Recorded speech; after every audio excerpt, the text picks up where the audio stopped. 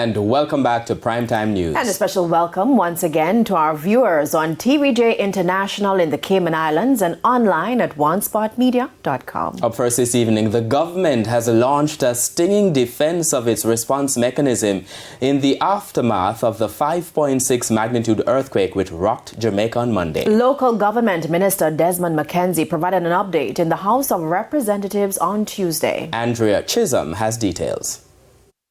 An earthquake which still has the country in shock since 10:57 a.m. on Monday, October 30. On Tuesday, another shocking development. The earthquake unit reported, Mr. Speaker, that since the quake landed in Jamaica, some 70 aftershocks. 70, Mr. Speaker. The last one was felt at 7:30 last night. There's an aftershock of another kind. The government is being criticized for taking too long to act.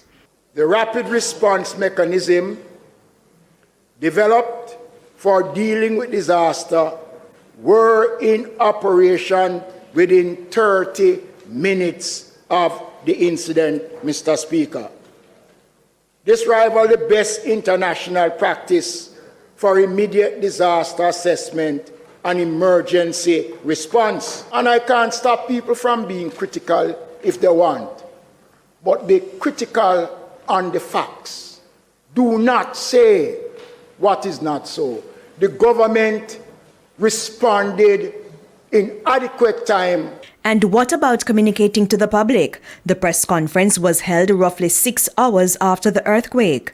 Mr. McKenzie argued that the Prime Minister gave an update less than 40 minutes after the earthquake. At the time, Mr. Speaker, the systems were under pressure, so it took us time to gather vital information. And the information that was provided to the country was accurate. In the meantime, the parliamentary opposition questioned the traffic management system to prevent the gridlock, especially in the corporate area. Traffic lights were out, and that's expected. Where is the response of the police on bikes? Was a detachment of police sent to the major intersections to direct traffic? We didn't see them. And what is the plan to have that in place? Mr. McKenzie said the issue was raised at Monday's meeting of the National Disaster Council. Andrea Chisholm, TVJ News.